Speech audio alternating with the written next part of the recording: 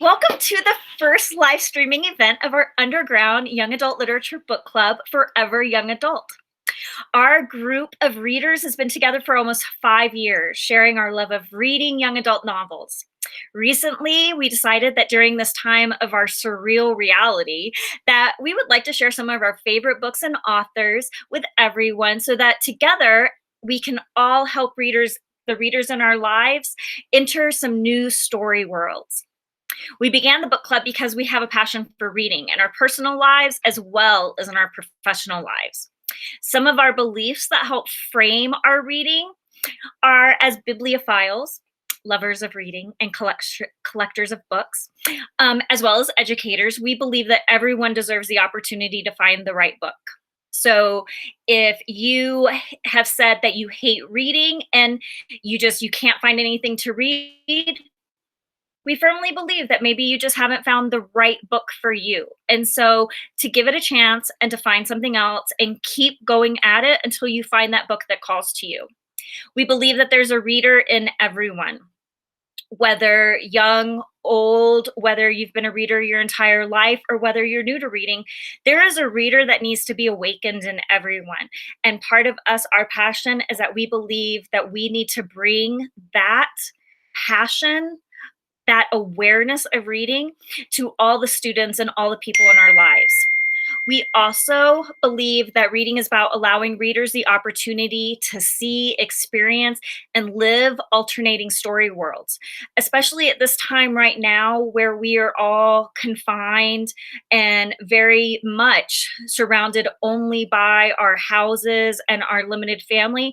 Reading has become, I know for me, especially a big escape because I can go into any different story world and I can experience the reality of a story that's similar to mine, or I can enter a fantasy world and learn about fairies and goblins and monsters. And so that's it. We really need to allow readers the opportunity to be able to see and experience and live all that. And in general, it might sound a little negative to some of you, but in general, we believe that just readers are better people. The more you read, the more you know. You also develop a sense of empathy because you live the lives of other characters. And ultimately, in our society, we just want everyone to be a reader and just to be a better person. So we thank you tonight for joining us. At the end of our talks, we'll share our website for our web address for our website, where you can find more information about the books and where you can contact us. We're going to be taking turns tonight talking about different books that we have read that are near and dear to our heart, or it might be something that we just picked up that is new and is just hitting the shelves. And so here we go.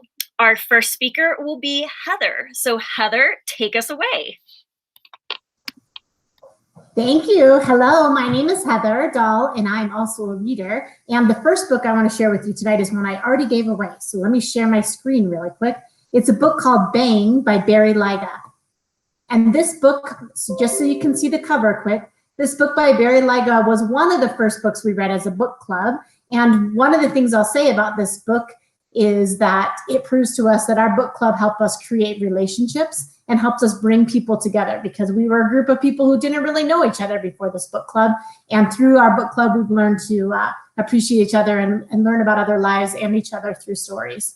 So Barry Lyga is one of our authors that we don't always agree on every book. We don't like every book. And that's what we think is important for book clubbing and books for kids and schools and readers, is finding the book that you like.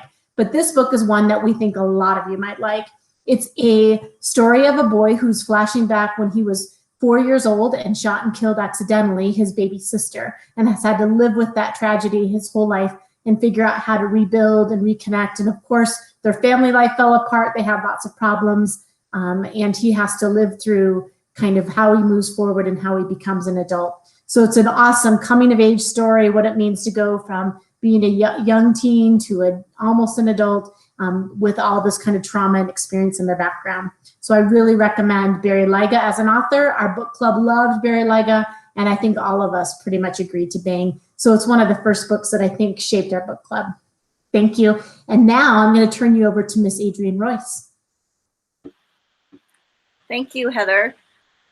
The book that I picked this month is called Harley in the Sky, and it's by Akemi Dawn Bowman. It's brand new. It just came out in March of 2020. Harley Milano has always dreamed of being a trapeze artist, and lucky for her, her parents run a circus in Las Vegas. She's grown up around this world. Unluckily for her, though, her parents have absolutely no intention of ever letting her be in the circus. They want her to go to college. It doesn't matter that she wants to postpone college. They won't listen to her. So after she turns 18, she basically runs away to a rival circus and uses something she stole from her father from the circus as a way to get herself into the good graces of the ringmaster of the other circus. So it's the rest of the novel is how she starts from the ground up in this circus. She thinks she's going to immediately start learning the trapeze. They put her to work selling popcorn. And so how her mom keeps emailing her about her running away. It's a coming of age story. It has a lot to deal with depression. She's of mixed heritage, so that comes into play, but it would just, I think, be really good for so many readers, and just kind of, it's a coming of age story on how she finds her way back to her family. So I'm going to hand it over to Bill. Hi, everyone. I'm Bill Barnes. The book that I have is called Swim the Fly by Don Callam. And this book actually came into my life at a really great time because it was a present that we did at our December book club meeting. And this is the book that I got. Now, right in the middle of winter time, this was the perfect book to get because I am not a winter person. I am a summer person. I love the summertime. And this book is like the embodiment of being a teenage boy in the summer. So this book takes place and it talks about three boys that are all on a local swim team. And every summer since they can remember, they've always had some kind of goal, some kind of plan, something that they needed to accomplish or get done for the summer. And it just so happens that this year, the plan is to see a girl naked. So this book, like I said, is the embodiment of teenage boys in summer. Sometimes it's a little stupid. Sometimes it's a little raunchy. But the thing that I love the best about this book is it took me to that place when it was cold outside. I could pick up the book, I could start reading, and I could smell the grass. I could taste that popsicle. I just knew what was going on. I love the book, and if you get a chance, I suggest you pick it up. I'm going to go ahead and throw it back to Misty now. Hello. So Heather started us off talking about Barry Lyga with her book Bang, or Barry Lyga's book Bang. And so I wanted to share the book Boy Toy, which is also about Barry Lyga. I came to this book much later after it was published. It was after I had read one of Barry Lyga's other books that you'll hear about later on. That's awesome. After I read that one, I really got into Barry Lyga as an author, and I actually didn't read Boy Toy until after I read Bang. And it is one of those, it's a book that sticks with you. It really does. And for any adults that are reading it, I will tell you that as a teacher, there were some difficult challenges when reading it. It is a book about a high school boy named Josh. He is getting ready to graduate high school. He's a baseball player, and I have near and dear love baseball players in my heart. So Josh is just all around great guy. The thing about Josh, though, is 5 years ago, it came out that he had had an affair with one of his teachers. his teacher Eve. And throughout the book is about Josh's development over the course of his maturity over the past 5 years, of how he realizes that the things that happened to him 5 years ago, that he thought weren't a big deal. He didn't think that it was, everybody was making too much of a production out of it. He starts realizing that no, he's a victim, and this trauma has followed him for the next 5 years of his life. Barry Lyga, I don't know if he has the soul of a 17-year-old boy, because he does boy perspectives amazingly well. And I love the book. I do. And it's one of those that, again, it'll stay with you once you read it. So Boy Toy by Barry Lyga. And next, I'm going to hand it off to Katie. Hello, my name's Katie. This is the book, piggybacking off of Misty's comments about books that stick with you.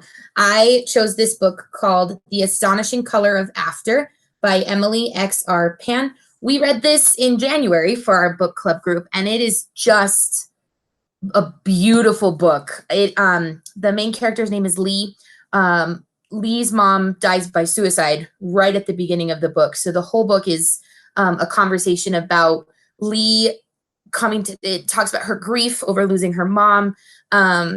It's a conversation about Lee's relationship with her dad and her non-existent relationship with her grandparents on her mom's side. So the book talks a lot about repairing familial relationships. It talks about her relationships with her friends. Lee is an artist, and in this book, she has colors attached to feelings, and the language she uses around those feelings is just so good. The colors match the feelings she has so well, and they're like artistically correct terms. I had no idea what they were. I had to Google a lot of the color terms in here, but it's just makes the imagery in this book so much better. And we put it in the category of magical realism too, because the spirit of Lee's mom returns to Lee's life in the form of a bird. Her family's Chinese, and so that's got a lot of symbolism for them.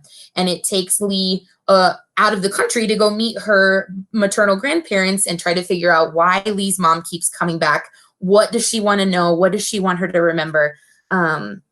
So, The Astonishing Color of After, Emily X.R. Penn.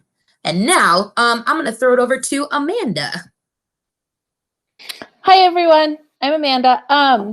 The book I chose is Trail of Lightning by Rebecca Roanhorse. I don't have enough good things to say about this author or about this book. This is her debut book, and it is just incredible. It's about a post-climate apocalyptic world where, due to major earthquakes, massive flooding has happened worldwide. And prior to this flooding, though, the Navajo Nation has become independent and built walls around their land in order to protect everybody. And with the flooding also came the return of magic. And a lot of community members in the area end up getting activating their clan powers in order to protect the area from these monsters. And it's a story about Maggie, whose clan powers were kind of kicked into overdrive when she went through some trauma as a child. She witnessed her grandmother, who was taking care of her, be killed, and she becomes a monster slayer with these powers. And it's kind of her figuring out her own path, and she's joined by the son of a medicine man named Kai, and it's their path trying to find out information about a new monster that's emerged and trying to protect their community and trying to find out who they are. The really cool thing about this book is it takes place in like New Mexico and Arizona, and so Kai's from Albuquerque, for example. So there's a lot of connections that our kiddos can make and that you can make, and it's just Maggie is just one of the most incredible characters I've ever read about, and it's an amazing book, and it's a series of 3, and the second one has also come out. So can't speak highly enough about this author or this book. Thank you. Oh, let me throw it over to Misty. I apologize. Hey, I'm back. And so thanks, Amanda, for that. I do have to say, to jump on the Rebecca Roanhorse, she wrote a book about Star Wars, and I am a huge Star Wars fan. So those of you who are Star Wars fans too, And you should check her book out too. It's Age of Resistance. It's pretty awesome. But I'm here now to talk about the book called The Burning by Laura Bates. And this book actually just came out this month in April. So it is fairly new. It is about, let me back up. It is a realistic fiction book. And the book group gives me a lot of hard times at times because I don't like realistic fiction. It's realistic fiction. I'm like, no, I don't need that. Work in a high school. I get enough of that surrounded all the time. So whatever. But I've actually, 2 of the books I'm talking about tonight are realistic fiction. So go figure. This one is The Burning, and it is about a young girl who leaves England and she moves to Scotland. And she moves to Scotland because she's trying to escape this rumor mill that happened when she was living in England. So her mom decides that the best thing to do is just to pack up and to leave. And so as they get to Scotland, she has gotten rid of all of her different social media. There's no social media, there's nothing. And so she thinks that everything hasn't followed her. And she's assigned a project in school to research a local person of note. And she lives in this very small Scottish community. So she finds this woman named Maggie who was accused of witchcraft. Now, I love history as well. And I love the story of the Salem witchcraft trials. I absolutely love anything that has to do with that. What I really enjoyed about this is that it talked about the witch trials in Scotland, which took me down a whole nother rabbit hole of looking things up for it.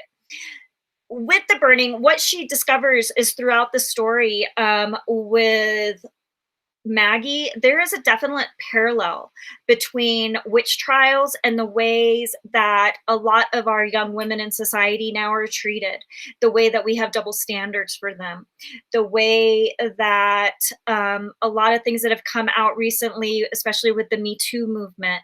If anybody's read the book Moxie or Black Coats, or the Nowhere Girls, it falls along those lines as well.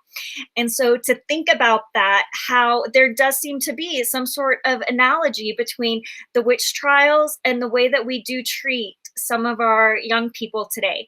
The book is The Burning by Laura Bates. Awesome. I loved it, even though it is realistic fiction, maybe with a little tidbit of magical realism there as she starts to experience some things from the witches. So keep that in mind. And now we're going to Heather Dahl. All right. Thank you. Welcome back to me. This is a book called A Good Girl's Guide to Murder. It's recently released, and I'd like to unite around all good girls around this book, because this is for the girls who follow all the rules and get good grades and study hard in school and have to suck up their breath really big and think, how can I be brave in this moment and go ask this question or confront this person or keep trudging forward when someone's coming to get me. And this book is, because this book, the main character, Pippa, is a senior in high school, and her senior project, they have to do a culminating senior year project. She's decided she is going to crack and solve the big murder mystery of her town.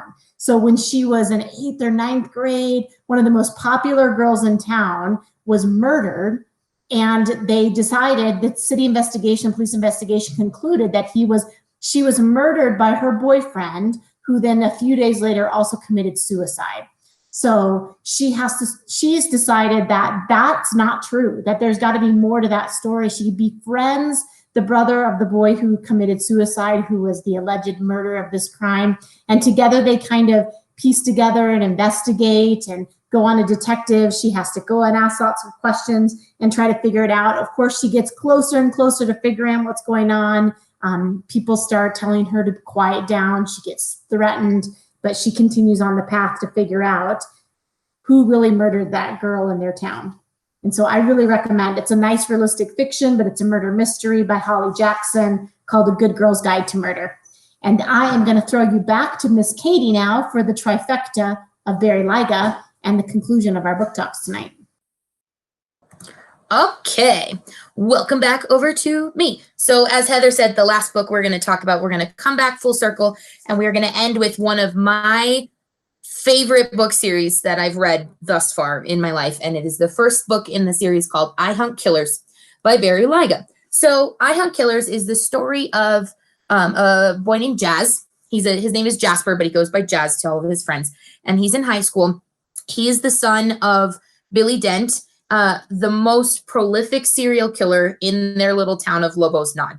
He's known as the gentle killer. He's known as the artist. Dear old dad is in jail right now. So a lot of the story focuses on Billy's coming to terms with the fact that he is the son of the gentle killer, as well as what kind of relationship can you expect to have, or that can you sort of craft with a parent who has turned out to be a psychopath. So he spends a lot of time at high school, a lot of time in his high school life with his friends and his girlfriend, and then copycat murders start showing up again based on the way dear old dad started to kill people. So the police in their little sleepy town sort of take it seriously, sort of don't take it seriously. So Jazz and his girlfriend and best friend start to investigate the murder, try to figure out what happened. They even go visit dear old dad in prison. All the while, Jazz is having flashbacks of incidents that happened to him with dad before dad got caught by the police. I'm not going to tell you anymore because that's a massive spoiler. Like I said, this is the book 1 in a trilogy. I Hunt Killers, Game, and Blood of My Blood. And then Barry Lega also wrote a couple of little novellas to plug in the rest of the timeline in here. He wrote a bunch, 3 or 4 or 5 for this, but the main trilogy is the 3 books in the I Hunt Killers series. So that concludes our first episode of Forever Young Adult, our weekly book talk. I would like to show you real quick our website for our book talk group, where you can find the recordings of these if you miss them on the live. You can find our lists of our book recommendations on here, about our club. This is how you can email us or contact us if you have questions or want like specific recommendations. We'd be happy to offer those for you. About us, where all our bios are. And then here on the recorded streams is where we'll put up every week's episode if you miss it on the live. And this is accessible to everybody. So I know that the live stream, you have to be signed into an APS Google account. But if you have a friend, sister, brother, mom, dad, son, daughter, whatever, somebody wants to watch the recording from the website, they don't need an APS account. They can just sign up, not sign up. They can, what am I trying to say? They can view the recording without needing to be signed into your APS account. So if you have any more questions, check out the website.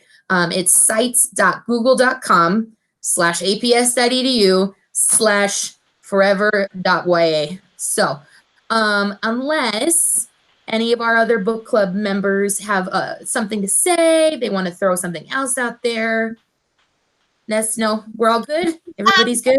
If anybody wants to join our underground book club, just reach out to us. Typically, we meet once a month, outside of school and whatnot, in person. But we're adapting. We're adaptable. We can do things. Yeah. And so it is, but we do focus only primarily on young adult literature, unless there happens to be like something that we decide in conjunction. Sometimes we read 2 books. Sometimes we have free choice. And twice a year, we have gift exchanges where we exchange our favorite books. And so there's presents involved as well. So if you love presents.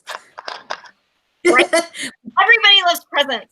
And so do reach out to us. It would be awesome.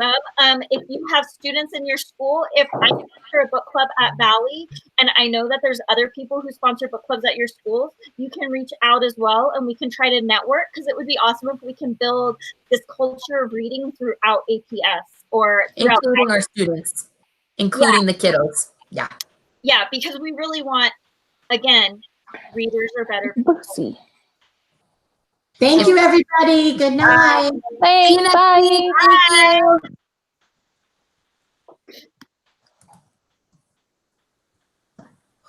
Hold on. Stop streaming. Okay. Got it. Stop recording.